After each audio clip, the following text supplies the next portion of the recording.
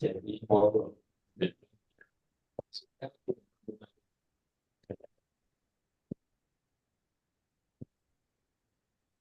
itu kan kalau streaming. Yes, streaming aja. Oke.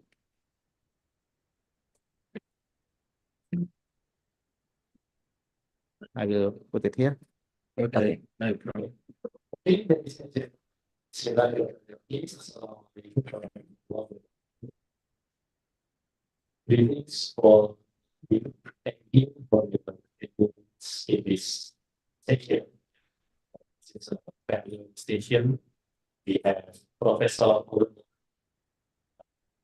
for this topic held by Faculty of Social Law and Sciences, State University of Georgia. Okay. I lecture communication department in this faculty. We apologize Professor Owen that our faculty dean and face dean cannot come to this session because there are so many agendas for preparing the university nationalities or the celebration of our universities. So we like to say my source. And then I'm going to introduce our honorable speaker for this session, Professor Paul. Good afternoon, Professor. How's your day? Good, yeah, good. Okay, thank you. Isn't your first time to Indonesia? Or Yeah, it is, yeah, first time. okay, first time to Indonesia. How's your impression about Indonesia so far? Well, it's only been a few hours, so, Yeah. so yeah, good for the first few hours. Yeah. Is that right? Yeah, the first few hours have been good, but I only arrived this morning. Thank you. I hope you enjoy your trip in Indonesia. Thank you. This session. Okay. Let me say before, I'd like to introduce you. Professor Oliver. Professor Oliver is the head of the Department of Politics and Public Administration at the University of Limerick, Ireland. Professor Oliver had concern, had a big concern international relations studies, especially on issues of class and their hegemony, resistance, and political work for the ideology. So Owen is the author of four books, and he is the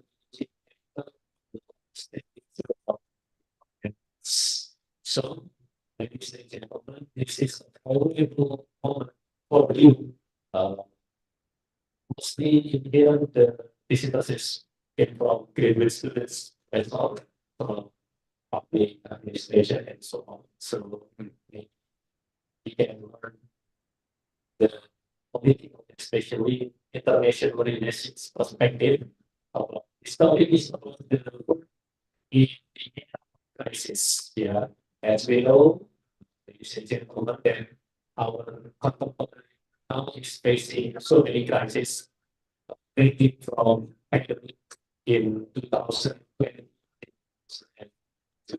and then we have seen that our conflict in the global politics, from Syria to Ukraine to domestic conflict in Myanmar by the military attacks and so on. And then in this session, we will discuss the era of crisis politics and how is the prospect of research in social sciences response to this crisis. Yeah. For constructing the time, please, Professor give speech and will give discussion in around an hour. Yeah. And then we can continue to interactive session, Q&A session. Please.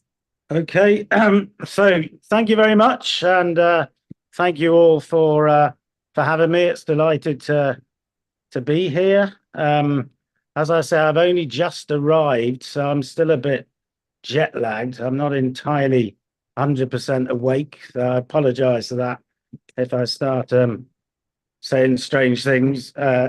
Sorry, if I start saying strange things, that's that's because of the time difference. But what I'm going to talk to you about today is something that has become highly significant and highly important in the studies of world politics and international relations, and that is this thing called crisis. And there's a lot of people now talking about crisis in this idea that you have a permanent crisis almost, and we're entering a unique era in world history that we have this permanent crisis. Now, it's very interesting coming to Indonesia to discuss this, because we can look at the global south, and in particular Indonesia being a big player in the global south. You can look at this and say, crisis, what crisis? We've always had crises, you know.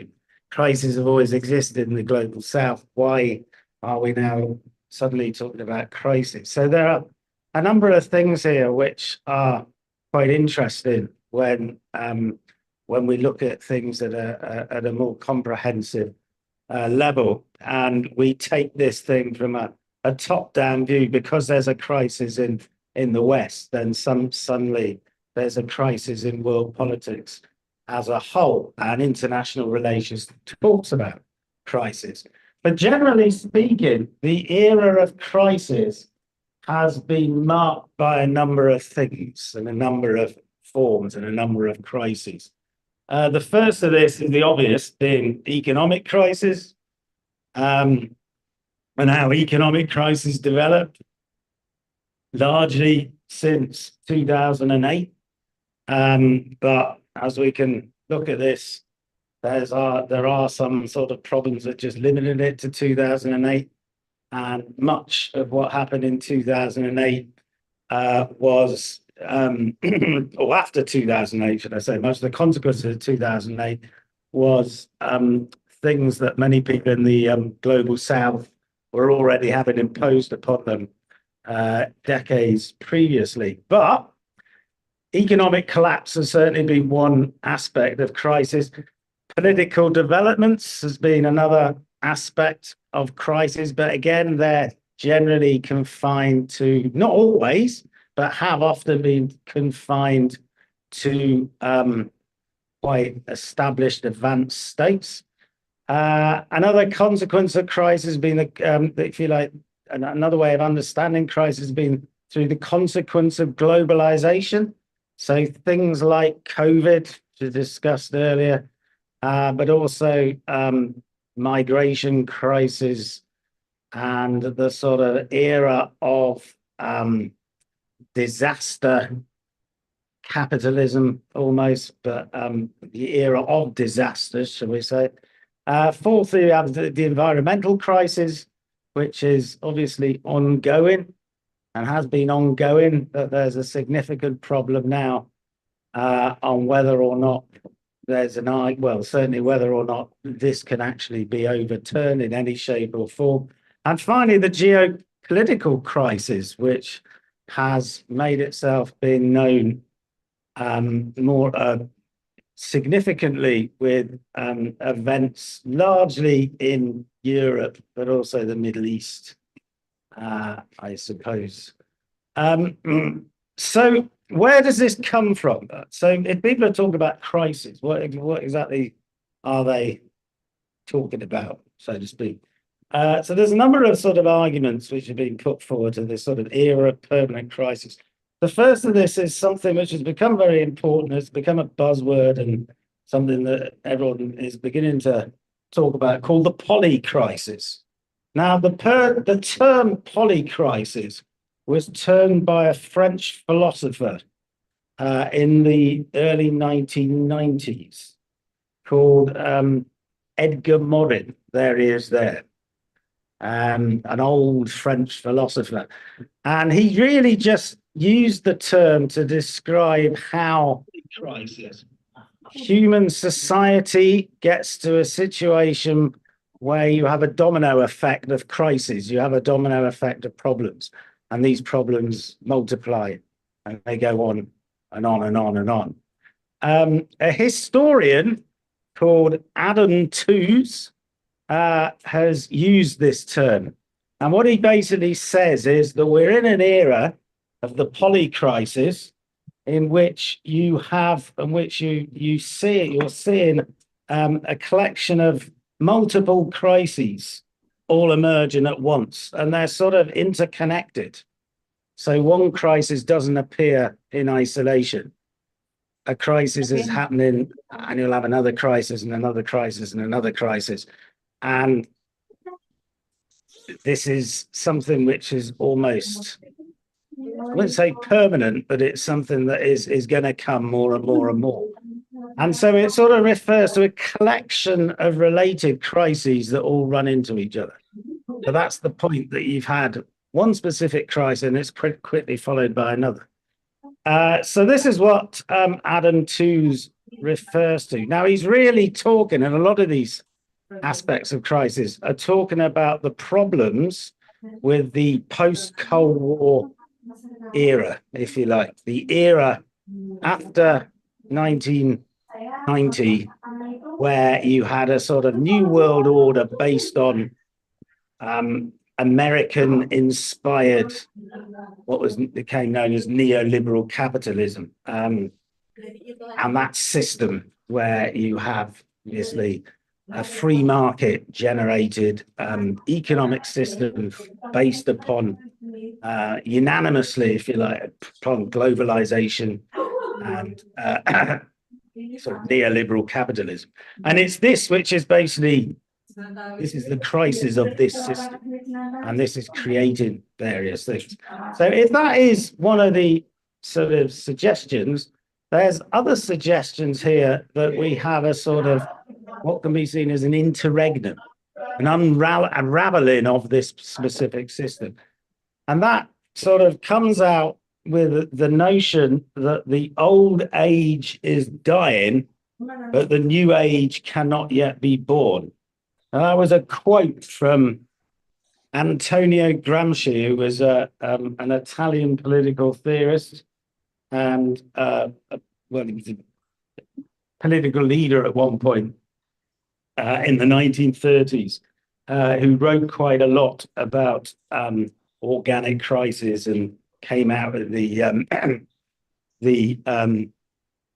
developed the theory of hegemony. And he talked about this notion that you have, when you have a period where the old age is dying and the new age cannot yet be born, you have sort of an interregnum where crisis occurs a lot. Now, one of the arguments is that we're heading sort of, if you like, to the 1930s. We're currently in the same stage as society was in the 1930s, which obviously created mass crises and forms of extremism, which led to the world being shoved into war. Now, you could also argue that if capitalism is cyclical, you could also argue that the later 19th century period is the period we're currently more similar to, we're probably more equated to, the sort of 1890s, 1900s, which saw the sort of era of imperialism. And another argument here is with some of the sort of geopolitical wars, we go into that sort of position where powers are beginning to get much more militaristic, and this is created a form of crisis through this. And in that period, you also had renewed forms of nationalism, particularly within Europe. And this is another sort of argument which certainly at the time occurred the end of the First World War, as lots of states tried to recreate the system that had existed before the Great War. However, we're currently living in a different historical stage, so it's very difficult to just talk about interregnum as if we're suddenly back in the first part of the 20th century. There's another argument that we're in the age of catastrophe. This is what Alex Callinicos, a well-known Marxist theorist, just came out with a book claiming that we're suddenly in this age of catastrophe, where we have a whole collection of different things going on. And this is, again, been the result of the collapse, if you like, of, again, of this world order.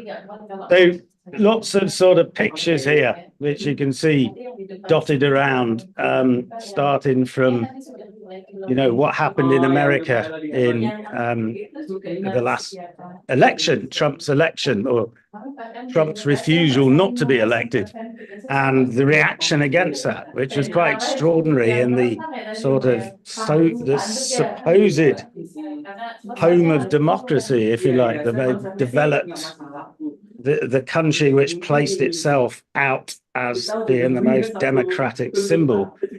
You had what happened occurred. You had basically a coup d'etat, an attempted coup d'etat occurring.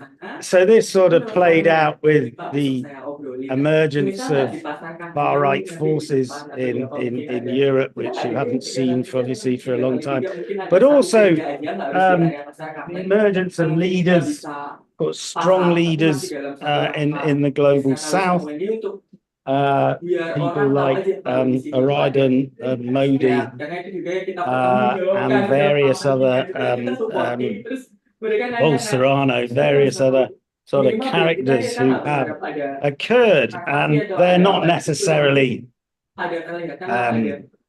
particularly undemocratic as such, but they appear as sort of big personalities and appear as a sort of quite populist personalities and quite strong personalities, which certainly might lend us to think that a new era of geopolitics might emerge.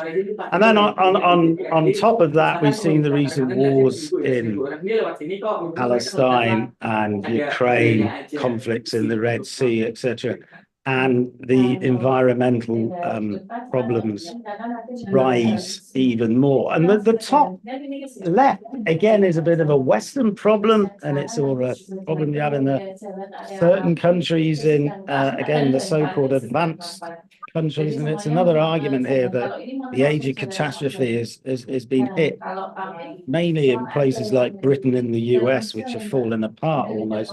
And this is you might have come across this through sort of, you know, reading discourses in the media, the so-called culture wars, where you've got two or a collection of different thought processes and two different ways of thinking about the world, which clash across society to devastating effects. Okay, but before looking at all of these and wondering how all of these things are and how they how we can we could properly sort of illustrate and account for these various things, I suppose we ought to move back to this sort of thing here and actually talk about, or try and make understanding about this one here, about which definition, which category could be called as each thing. So if you look at the economic crisis, and this is very important here because we can look at this and say, well, this whole era of crisis started by accident to a certain degree, or it started by a bit of greed and a bit of silliness, really. On one level you can say that, and another level you can say, well, it's the system and it's the sort of market capitalist system. But realistically, the era of crisis all starts with the 2008 financial crisis, and this triggered it. And this was the slowing down, really, of the American property market, which resulted in the appreciation of the subprime mortgage market throughout 2007. Basically, speculators speculating too much and not being able to cover themselves through this speculation.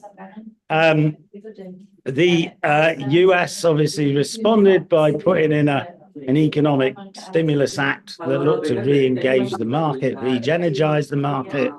But what happened was that because this trigger at the top occurred, the various banks couldn't actually cover what they were supposed to be, what they were promising to cover. And so, infamously, I suppose, the Lehman Brothers collapsed and became the sort of symbolic start of the economic crisis. And this eventually spread globally, causing a liquidity crisis. Two things which are quite obvious here. The first is how a little torch created all of this, a little sort of match, if you like. The fact that this was largely an accident in the sense that it wasn't planned, in the sense that, what degree you call it an accident? You would call it carelessness. The behavior, if you like, of certain actors within international business and international finance created this whole thing, or allowed this whole thing to occur. And banks and finance agencies not being able to do what they thought they would, because they were so obsessed in growth and creating credit. Now you can say sort of first world problems completely, but this created all of this. And it was this. The other thing you can sort of note straight away is the importance of globalization here. One thing happens in the US market, everything else is connected. And this happened in 1939 with the Wall Street crash. But this is even more highly significant because markets work in the current era 24/7, because you all have little things where we can, phones and technical things which we can go around the world very quickly in. Okay. So what happened then is you had a sort of normalization process of this. Between the years 2009 and 2012, we saw a big recession. We saw countries, including Ireland in particular, which didn't do very well out of this at all, run out of money and need lots of bailouts. And as a result of needing lots of bailouts, the public sector and public pay and welfare were hit. Now, this is exactly what was happening when the World Bank was doing all this to various developing countries in the 80s and 90s. So there's nothing new here. But suddenly it became almost driven home because it was occurring in Europe. Yeah, they had the sovereign debt crisis, which was a thing of the fact that the euro didn't actually have any mechanism to work out what would happen if one of its members, one of its parties, would not be able to meet its payments. And as a result, you had these huge problems where certain states, such as Germany, were paying out and bailing out smaller countries who couldn't meet their payments back, and they couldn't cover, if you like, their own debts. This also led to a huge increase of debt, and the world has basically been driven by debt since 1971, the end of the dollar system, whereby suddenly people print money at random and it's not sort of connected to anything. And so all of these things occurred, and the management of debt in response to this has been seen to label credit ratings. And so if you're not doing well, and if your country has significant problem with debt, it'd get a low credit rating, and that becomes highly significant. So between those eras, you had, between those, if you like, 3 years, you had all sorts of recessional things, austerity measures coming through, crises coming through, but you also had very much a normalization of this process. In other words, crises are normal. It's normal to have economic crises. Now, this is what they were telling the developing the global South in the 1990s anyway. They eventually turned around and said that to countries in the North when they were being hit by crisis. In other words, the argument here goes that states should be like people. You can only spend a certain amount that you have. If you haven't got the money, then you shouldn't spend it. If you can't pay it back, and you have not got enough debt you're not in surplus to pay someone, as a normal person. If you incurred debt, then it has to be paid back. Well, that's actually not true, because all you're doing in currency is you're paying debt to yourself. So that's not actually, you're creating money to create debt for yourself. But this became normalized. This is something that was seen as something which would occur.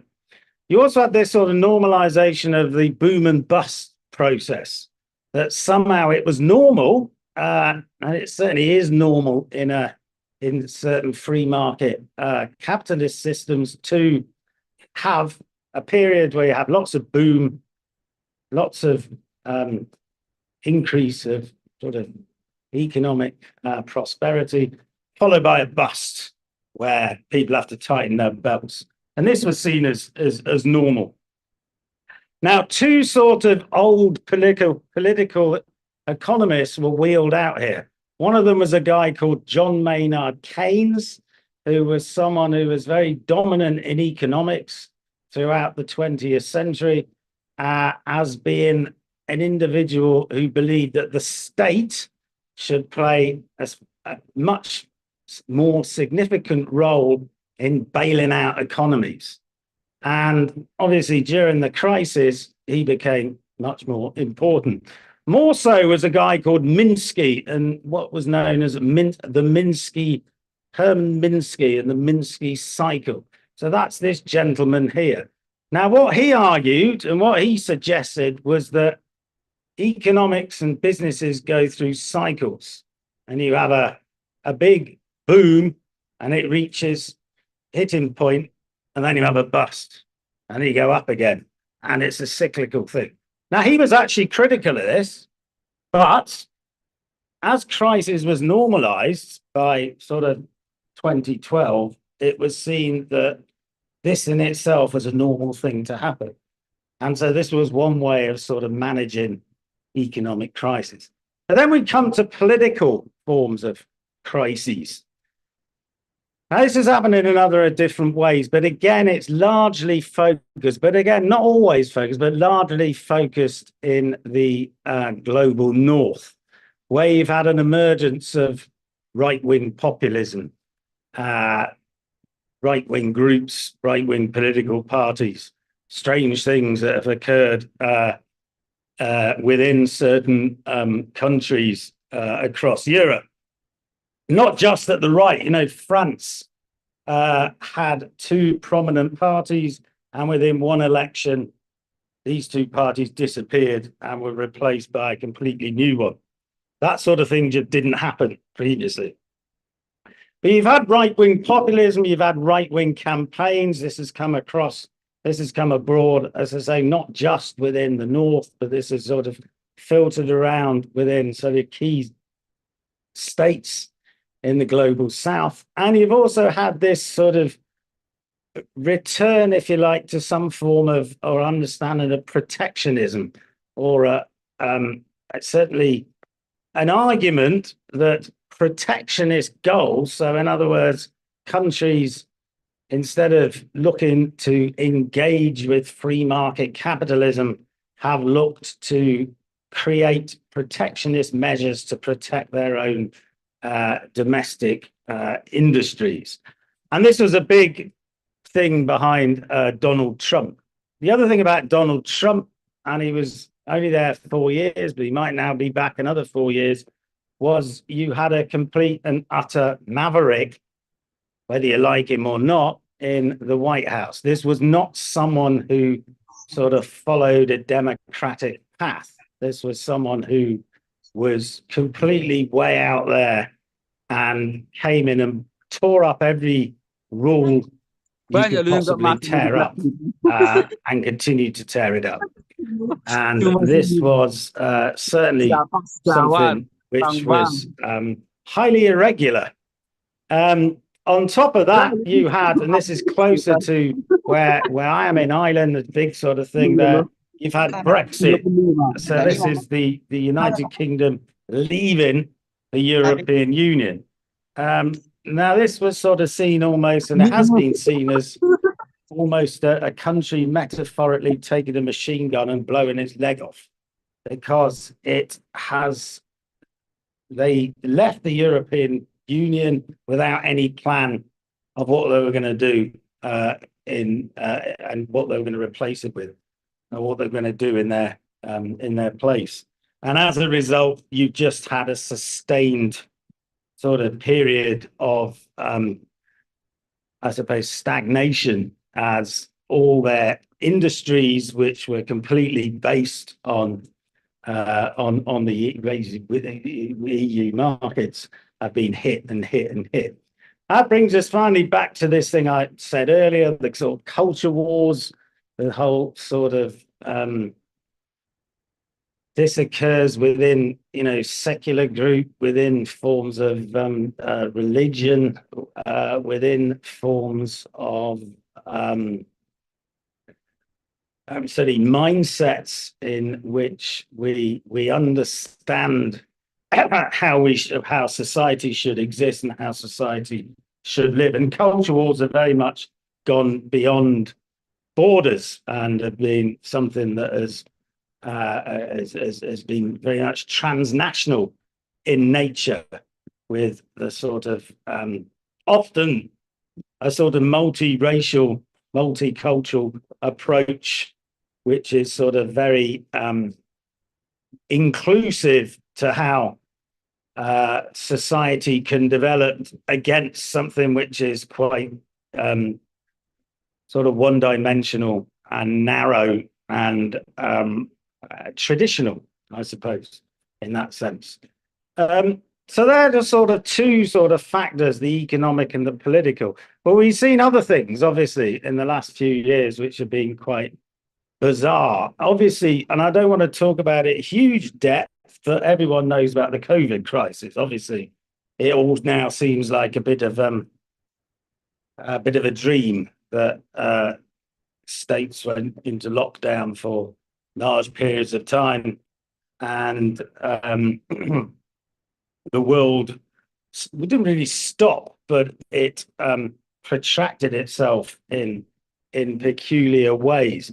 So the COVID crisis was something which was highly unique, and it's not something which you can necessarily say won't be repeated in a different form. But it was also something that was quite globalized. I mean, to a certain degree, Africa turned around and they said, it's suddenly the developed, the advanced nations have got something, and so everyone has to stop.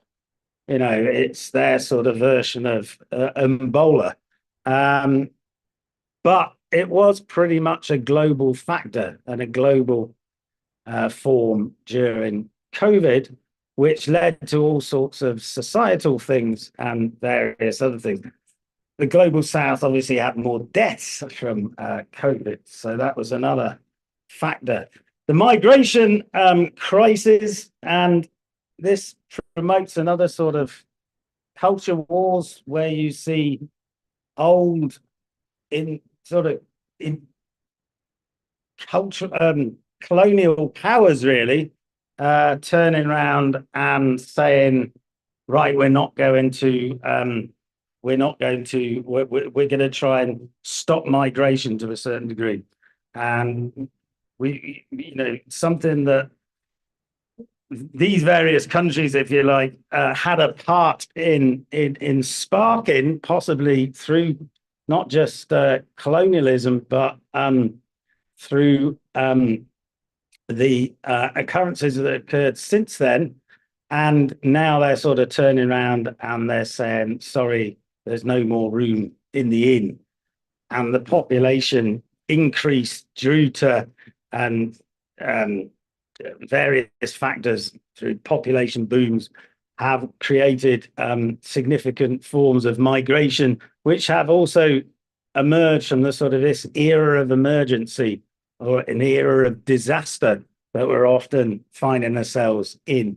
The increase of disasters, which have led to a certain degree to migration. So you have disaster capitalism almost as a form of that.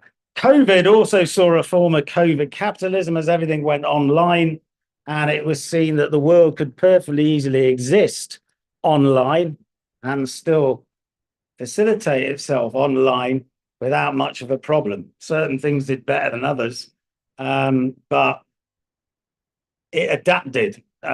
Certainly when COVID emerged, there was a lot of people who made the same argument they did after the crisis in 2008, which said, we're in a lot of trouble here. We cannot go on. We'll have to change the entire system. Well, that didn't happen. We didn't have a change in the system any much. We had a change in the system before. What it did do, COVID, was it led to another economic crisis based around what was known as an inflationary crisis, because states all spent lots of money during the COVID period paying people to stay in if they could afford to, and then had to pay that back afterwards. So this led to almost a unique period in human economic history where we had a sort of a property credit crisis followed within 15 years of an inflationary crisis. Now, that's never been seen before, and that blows up Hyman Minsk's argument about cycles, because this wasn't a cycle. This just occurred very quickly. So these things were another factors. And then finally, we come to the geopolitics and the current factors that are occurring now. And this is a sort of military part of the world, sort of unraveling to a certain degree. The first of this, I suppose, has got to be US and China. Now, that's been talked about for a long time. US and China have never been technically antagonistic with one another. They've maintained diplomatic relations, but Donald Trump was pretty aggressive to China, and you've had distinct differences in the way they approach things. China itself still puts itself down as a sort of leader of the South. It doesn't see itself in any way as a sort of a new game changer. Yet it's doing trade deals better than the US. So previously, when the US was sort of leading the type of order that it did for a long time, China came in and has actually been doing some of these jobs much better. And you've also had the sort of difference between what's known as the Washington Consensus, which was this sort of World Bank, because the US basically controls the World Bank because it has the voting rights to the World Bank.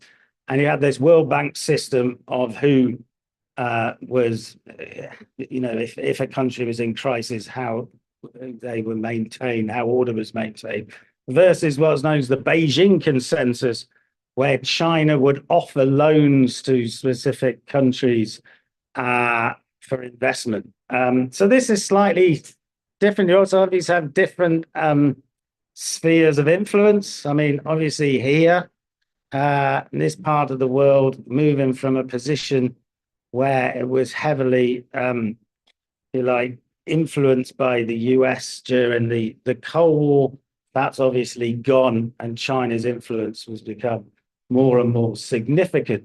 So that's more of a sort of proxy war there, and more of a sort of a battle between the technically between the two rather than anything else. Obviously, Russia, Ukraine is highly significant.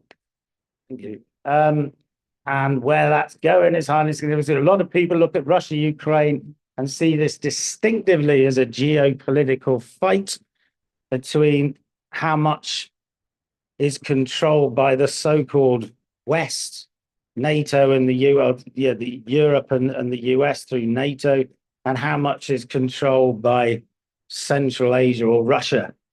And Russia's argument is that since the end of the Cold War, Russian sphere of influence has gone more and more backwards.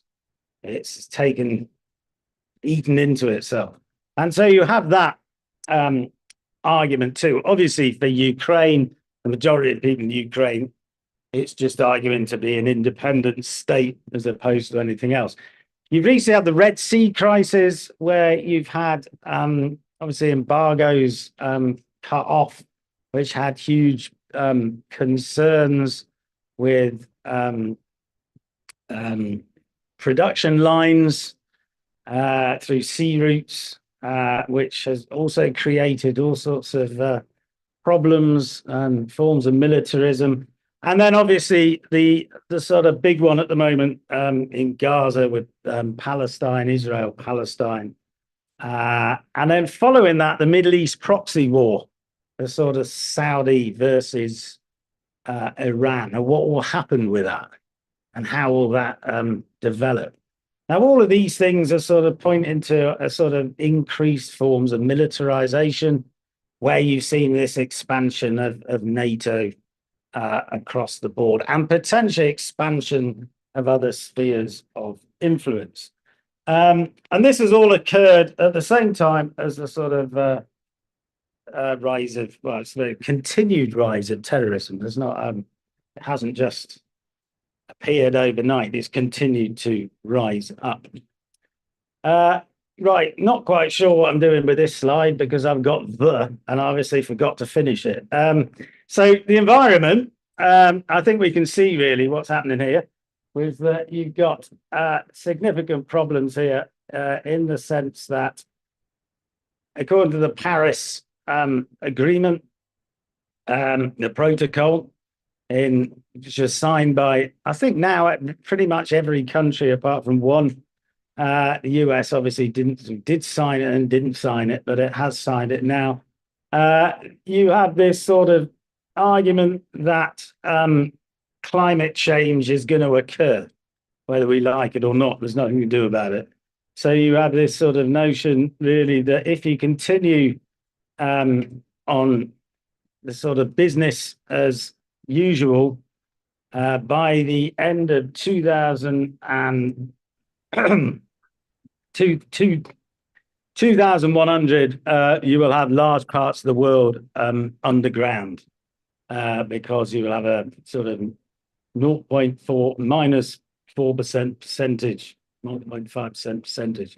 That'll include obviously Jakarta, which is one of the sort of cities seen as sort of shrinking. If you just take the sort of Paris alone thing, was agreed at the Paris alone thing to lower carbon emissions, you will still have a significant amount of climate change occurring. If you take the ambition, in other words, what the ambition behind Paris was, the ideas behind it, then that might be a little bit better, but you're still going to lose quite a lot.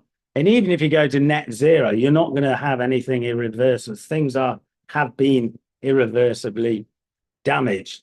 So one of the sort of things I put there, and I don't know what the was, I forgot to save it or something, but the main thing really here is the tragedy of the commons. So one of the arguments of environment is that this all started really in the 19th century when you had industrialization, the Industrial Revolution in England and Scotland and places like that. And when that occurred, you had things which were sort of natural habitats, which were seen as common land which could be used for exploitation. And it was seen as sort of common land, so anyone could use it. And it's this which has sort of been seen as a tragedy of the commons. But it's also been leading to a tragedy of the state system. Because one of the problems with all these various environmental agreements is that not all states have to sign up to them. And if they're not all going to sign up to them, you have a serious problem. And if certain states are going to sort of turn around, particularly the powerful ones, and say, we're not doing this and we're not doing that, and we're not doing the other, then you've obviously got significant problems. And what often occurs is that states attack often a country which has maybe certain environmental problems, but is not really going to have the same effect as some of the more sort of key, strong states. Okay, so the overview, if you like, of the crisis and how we can sort of see this. Well, firstly, you can, again, as some have said right at the beginning, is this actually a crisis of the political north or a Western crisis, or is it something else? Is this something that, you know, in the South, you can look at this and say, well, hold on a minute. Why are you talking about crises? All of a sudden, crises have always been a constant factor.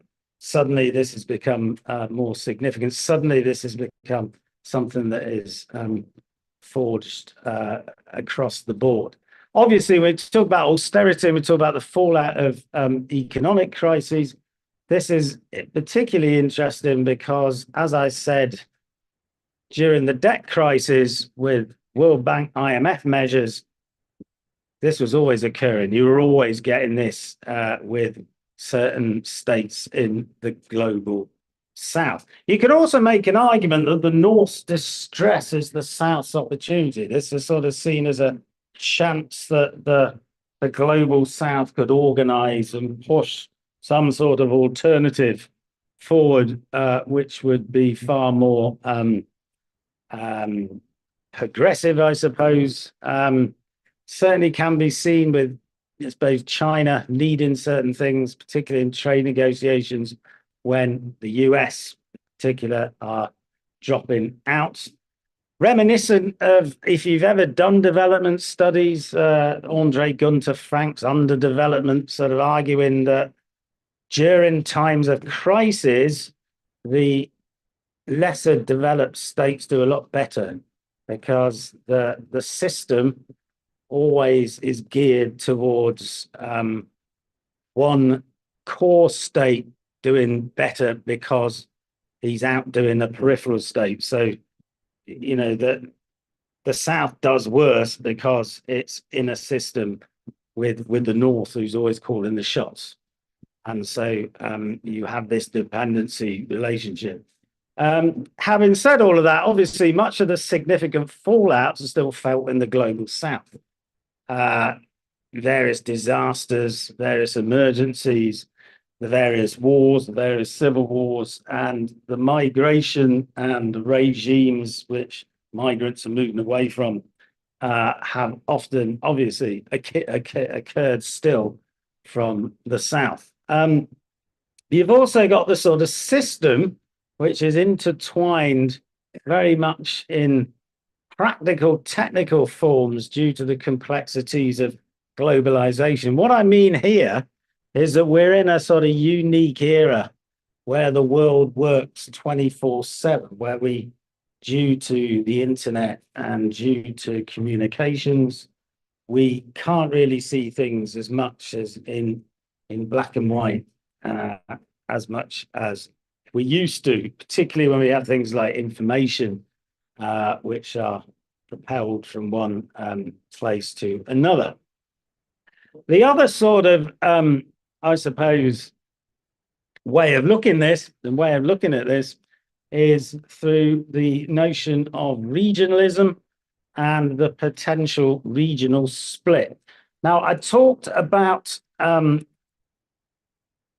geopolitics. Well, the other argument here, which sort of correlates geopolitics, is that the world is in crisis because it's going back towards a sort of multipolaric world. So this is a big thing that a lot of sort of conservatives with a small c talk about in international relations, the sort of realist approach of international relations, which suggests that we are moving to a world where there is lots and lots of superpowers. And if you move to a world where there's lots and lots of superpowers, you're going to have conflict. And the argument here goes, you have regional powers. So you have China over Asia. You have technically Brazil, the BRICS, Brazil, South Africa, India, maybe other powers, maybe including Indonesia, this part of the world, emerging as potential powers. And these all sort of combine. Now, that's one of the arguments. The other thing against this is the sort of notion that, well, regionalism and regional blocks like ASEAN, the European Union, which has actually done significantly well since Brexit, the African Union, places, the various unions in South America, these might actually forge to move out and create something quite unique in the aftermath of crisis, or you could argue they've actually been harmed by the crisis. So there's two things you can look at into that. The populist backlash, however, in the North has seen new ways of reimagining the state. In other words, looking at the state so that they become a little bit more isolationist, a little bit more outlandish, a little bit more sort of Trump-esque. Yet the main problem is actually the state system itself.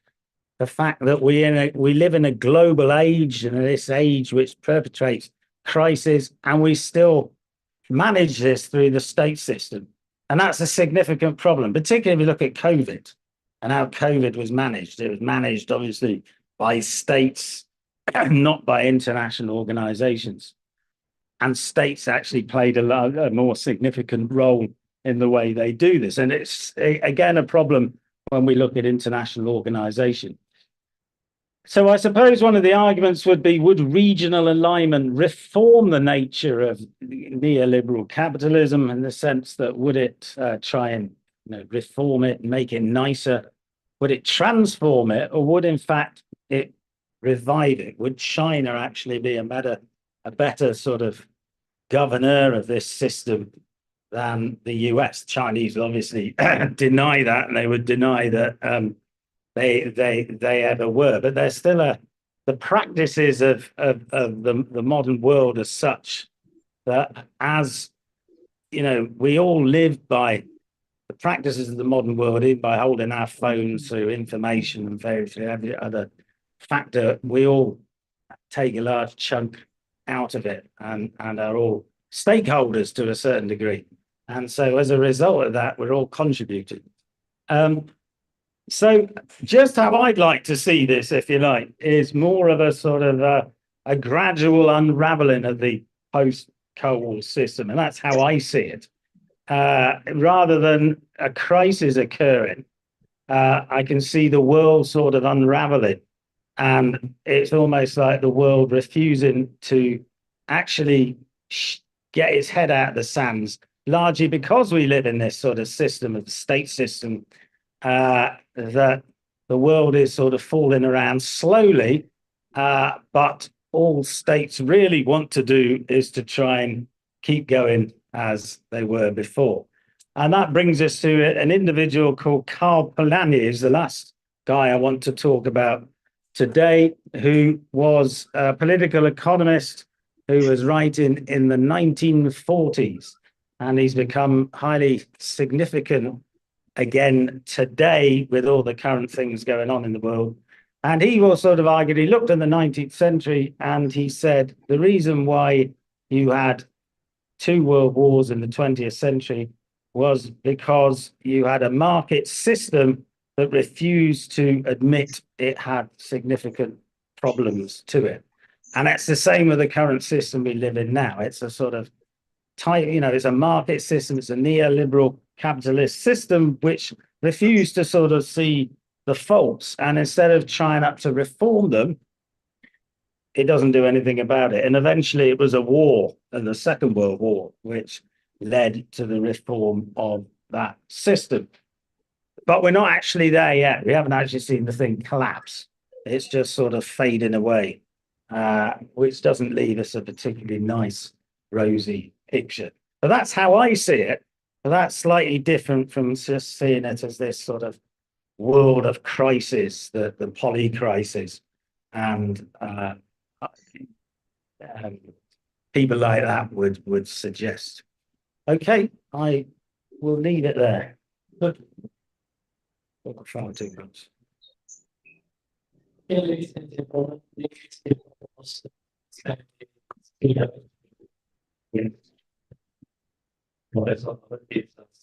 very fruitful.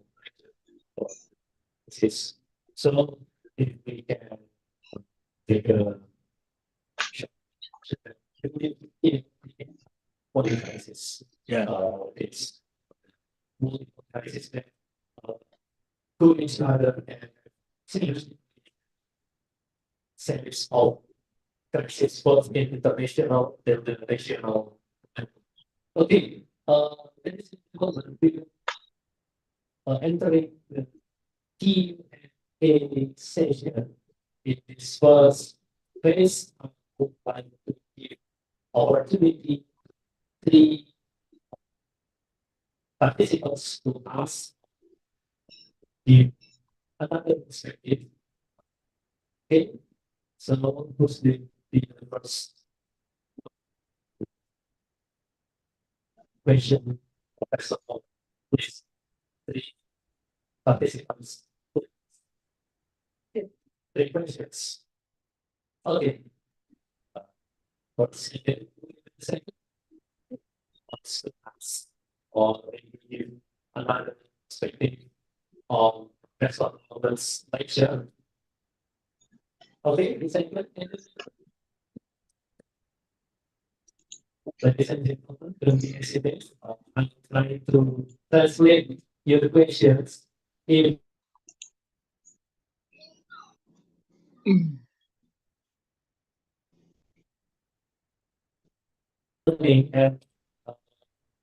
the president will ask Professor Novel, please, the group participant maybe want to ask. Okay, the third, okay. Okay, for the first participant. Okay, thank you. So, so. Okay, thank you, Professor.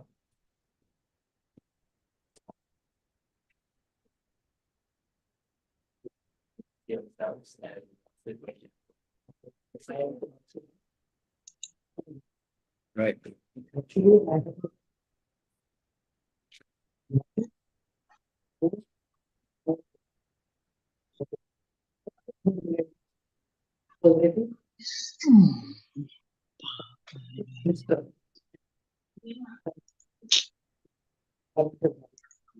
Sorry, could you just repeat that? Yeah. After. All right. Post World War One.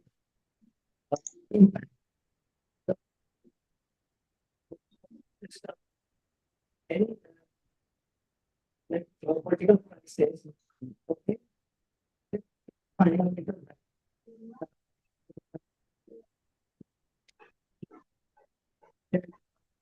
You know, all of those, but if I want to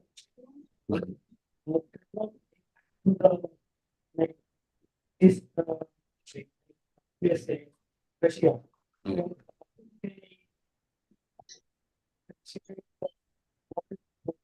We have to go. Right. We have to go.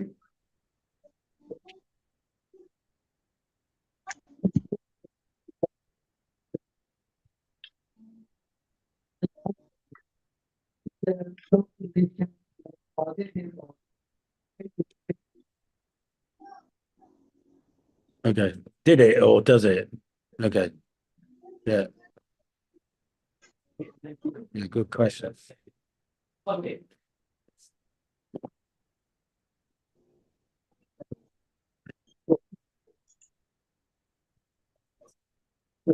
Yeah.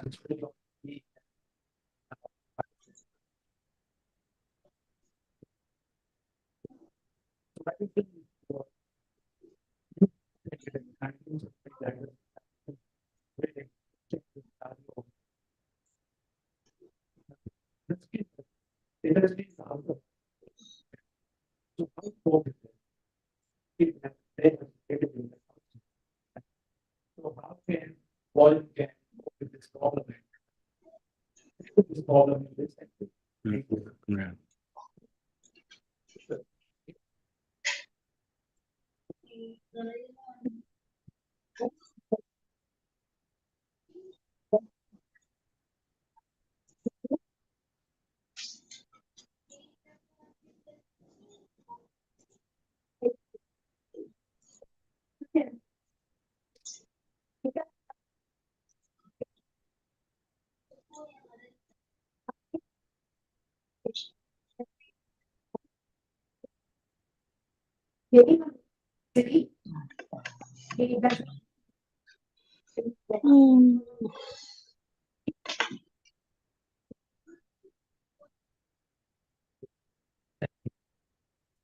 about the easy, skip back, fix, it's in your opinion, once your best practice the Okay. So yeah, three interesting questions. All right. Thanks. So the first one is globalization. Uh, I mean, it's one of these things where I don't think you can really say particularly whether globalization is good or bad because it's happened. There's been very, you know, strong impacts. It's been positives through a whole collection of different ways, technological, etc. Yeah, for communications being a big factor here. You know, the fact I think was you'll know this, but more I think until 20% of the world's population hadn't seen a phone or something in 2000. Well, I mean that's you know completely wiped off the top of the chart. So you know, um, life life expectancies very much gone up across the world due to the globalization of medicine, various things like that, and technological developments which are intrinsic within globalization. So I don't really think it's the case of it being necessarily good or bad, but I think what's occurred is globalization has often been used by certain states and advanced states for their own purpose. So generally speaking, rather than the effects of globalization occurred politically, globalization has really been a tool, certainly, to a certain degree. But I do think there's a massive difference between, say, globalization and what you could be sort of say the US hegemony. There is a big difference here because globalization is something which has been far more organic, but it's an interesting one. So I mean, also if you talk about globalization and power and whether or not you know other states have been empowered by globalization, again, it's another thing. Yes, they have to a certain degree, but they haven't to another degree. It's an immovable feat in which it has managed to power certain things, processes, and hasn't in others. It's certainly different from sort of earlier eras of globalization. Because it has that sort of much more of a mandatory potential, even if the politics isn't a mandatory, if that makes sense. So it's yeah, does that answer your question? My perspective. Again, on globalization, that would be my perspective. I wouldn't necessarily say it's good or it's bad. It's something that has occurred. The processes, some of which have occurred, some of those processes have been good, some of them haven't been good. So I would say globalization had broke down barriers and created different forms of transnational solidarity, which didn't exist before. I would say that has occurred. Now that has occurred, separate from the state. So it's created communities, it's created greater togetherness, it's created potential, which wasn't there before. There was a guy called Barry Gills who wrote a book called Globalization and the Politics of Resistance, I think, where he talks about this, where he said, and I suppose if we see it in terms of globalization as being this agency for change, and he says globalization stimulates the forces of change, but also creates barriers to them because it stimulates them by doing these various things, but it also creates barriers because it allows those who are more powerful to become even more powerful. So that's how I'd see it, certainly. Okay. The second question was it? Oh, right. Yeah. Of course. Yeah. So while I was talking about industrialization, really, I was using the 19th century because and the Industrial Revolution because that's where things hit the wall, really. So I was saying, well, things started then, and it had already become irreversible then. And I suppose when the term development occurred, because development was never a term until the UN defined it as development. Their big thing initially was industrialization. So it was all this, that, the other. In terms of industry and technology, I mean, a lot of people make an argument that that's where, obviously, through sustainable forms of innovation, that's where transformation might occur. I think the problem now is we've gone too far. So I think technology and industry will create and keep on creating environmentally solutions, so we say, to create the environment. But I'm not sure. And so I suppose in the spirit of Paris, going through look at the spirit of Paris, that might be continued. But I think one of the problems is you don't know what sort of damage has already been done by now. And the last question on Gaza, that's a very interesting one. So Gaza, I would say it has made quite a big difference, has a massive effect actually on world politics, but possibly not on the way you see it. I think where Gaza's come into play is that traditionally the US and states in Europe and leaders within those countries have always sort of, some of them very much been sort of pro-Israel, generally backed Israel. Some of them have been certainly those within the EU have been very lukewarm, but have gone out of their way not to criticize Israel. And I think what you've seen, and not just the sort of war itself, but the way the war it's become this sort of cultural thing where you've had massive divisions, and it's created these potential divisions within civil society. So, particularly European states, but also in the US as well. Um, Governments have said certain things which have overwhelmingly endorsed Israel to uh, play the role of self-defense.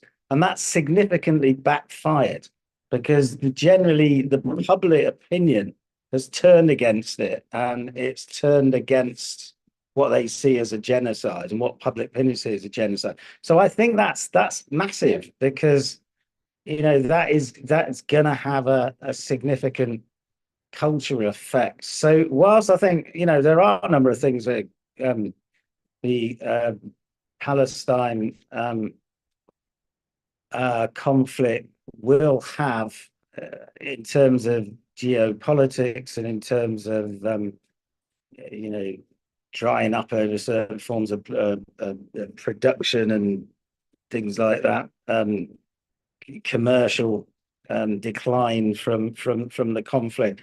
I think it's so whilst they're important and the actual conflict is obviously important, but in terms of world politics, I think it does tie into a lot of the sort of culture wars which is going on. The fact that you got, in the US, but it's not just in the US, it's happening in Europe now, various campuses having clashes between, people holding Israeli flags, attacking sort of citizens, and the citizens are occurring in support of Gaza. I mean, this is, thousands of miles away from where it's happening.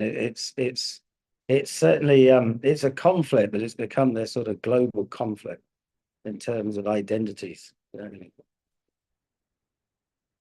And your side or something. We still have five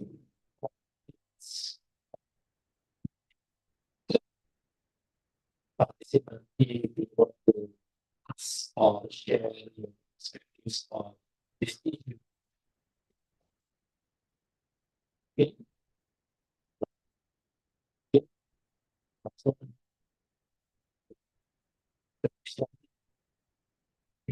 second.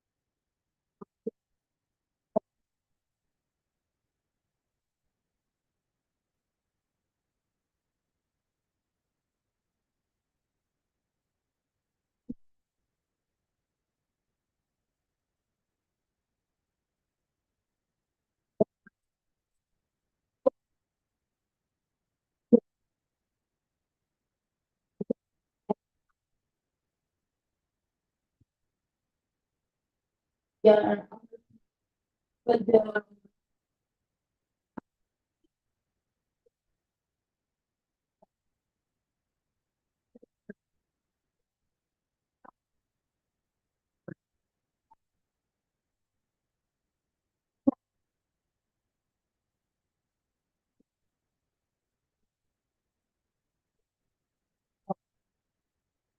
Okay. Sorry, could you just repeat that? Sorry, I couldn't hear. yeah.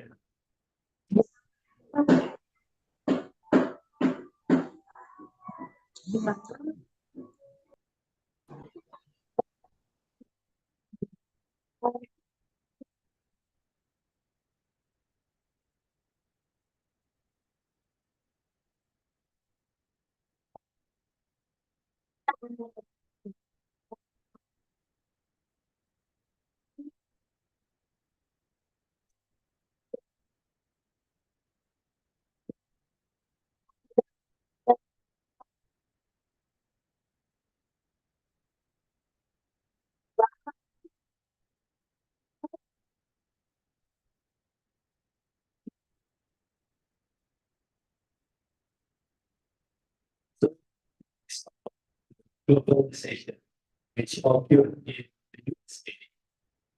What so is your opinion? Leadership of who's the best to handling the globalization crisis?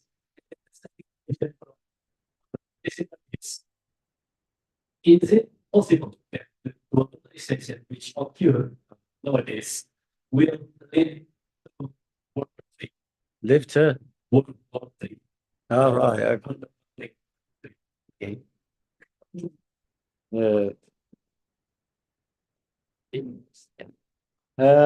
Okay, thanks for the questions. So the first one about obviously about women and children and obviously the vulnerable. I'm not really quite sure what solutions can be made here other than to acknowledge that they're the most vulnerable, the most vulnerable in society are going to be the most affected.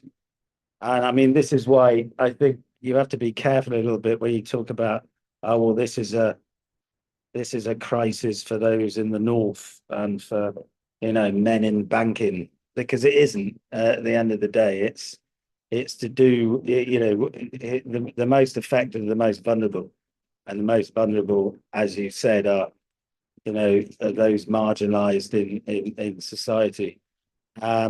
So I think a gendered, if you come in for us, there's a gendered account, and there's been lots of very good critical gendered accounts in international relations, is really essential if you go into if you're going to give a true depiction of what crisis is. So that's all I would agree with you, really. And if you are going to try and come out with solutions, then a critical sort of account, critical theory is always supposed to be looking for emancipatory things in different ways. Well, obviously, you start with the most vulnerable in society. So, I mean, I'm not suggesting any solutions today. I'm really suggesting how crisis has been orchestrated. But one of the things I would say is, if we see all of this, these people are the real victims, and these people are the ones who are going to be most affected. They're the most vulnerable. So the second question, Biden and Trump.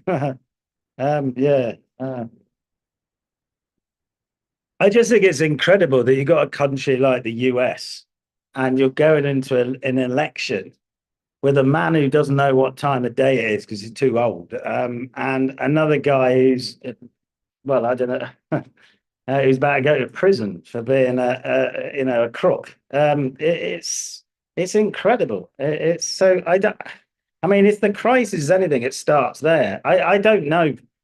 I really don't know which. I mean, I think Biden's completely useless, but Trump's Trump. So there's an argument, isn't there? And there was an argument that there weren't any wars around when Trump was there because he was too busy fighting at home. So I don't. I mean, I don't think you should use that as a sound basis for working out which one was which one is better. But I also have no idea what's going to happen with the court case. It's just, as I say, it's probably the best example of the crisis, the fact that the US has just fallen apart, and that's the best they can offer the world as two candidates. I often think a little bit, one of the crises, something I'm trying to I've been, as I say, head of department for the last 5 years, last 4 years. But when I do finish being head of department, I do want to write another book, and I would like to do something on the crisis. And one of the ways I like seeing it is a sort of era of farce. I don't know if so, a comedy era almost. Like the first time in the 20th century was tragic.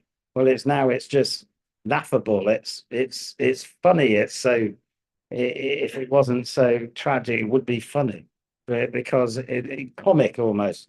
And that, yeah, that was, I suppose, one way of looking at it. As for World War Three, well, yeah, I don't. I mean, it's not really globalization which could lead to World War Three. It's the attack on globalization almost, because globalization is something which is supposed to um,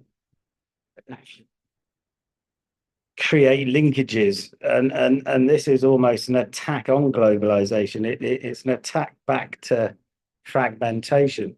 Although again, you could argue that, you know, with globalization, you have, you know, certain links to organizations which can create more effective forms of war. In terms of World War Three, I have no idea. I don't think there's going to be a World War Three in the next 10 years.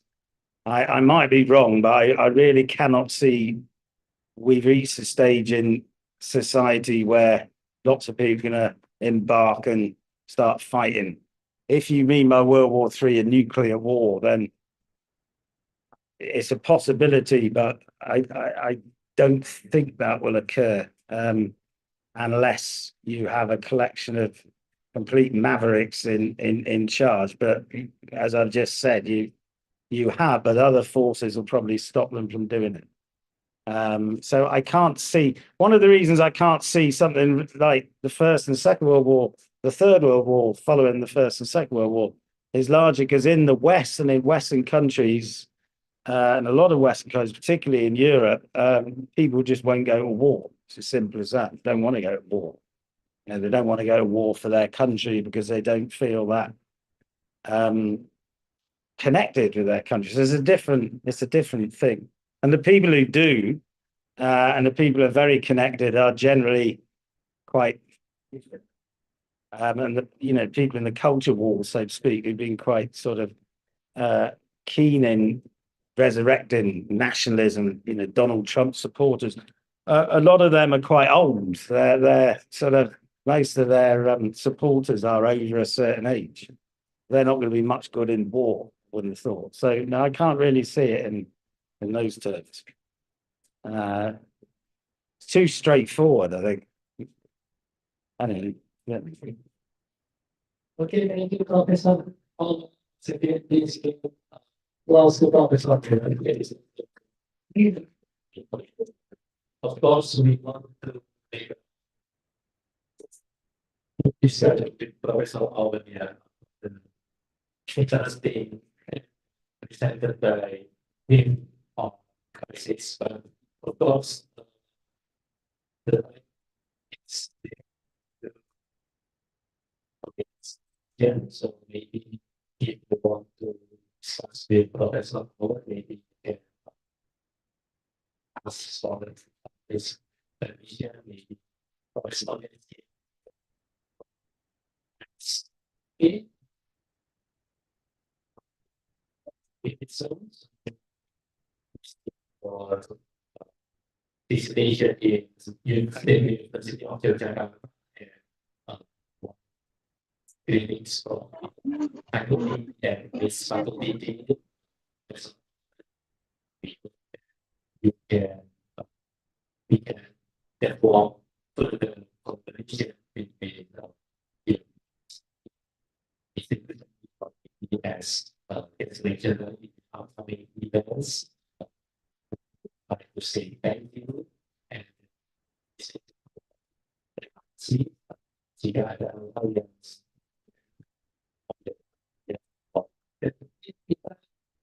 we will continue with the participants. Okay, this journey and yes, okay, please come to the front. Ya, bisa ya, asli tahu.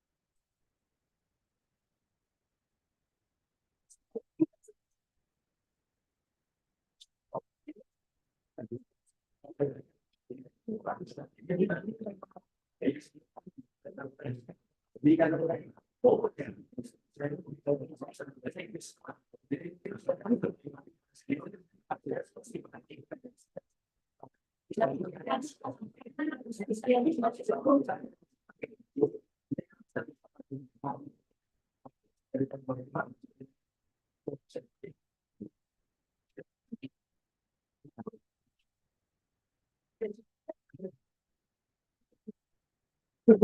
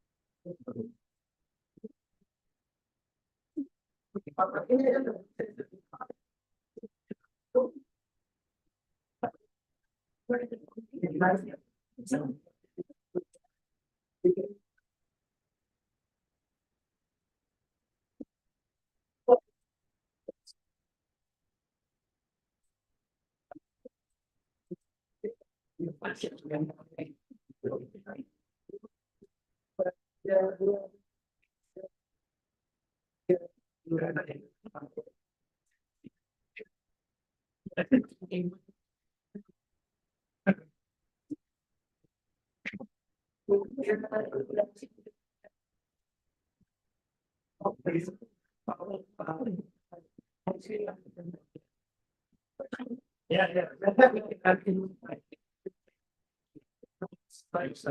Okay.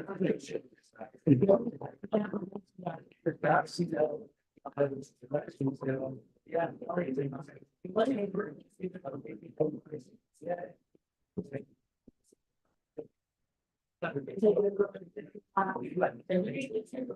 Yeah, that was.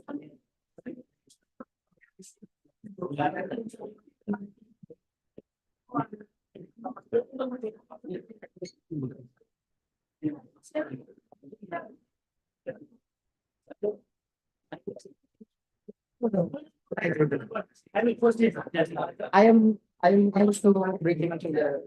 Don't want, don't, you, I would say to you.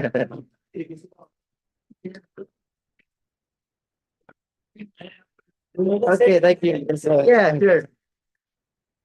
Everything set? Yeah, it's good. Okay, Good, let's good. go. Okay.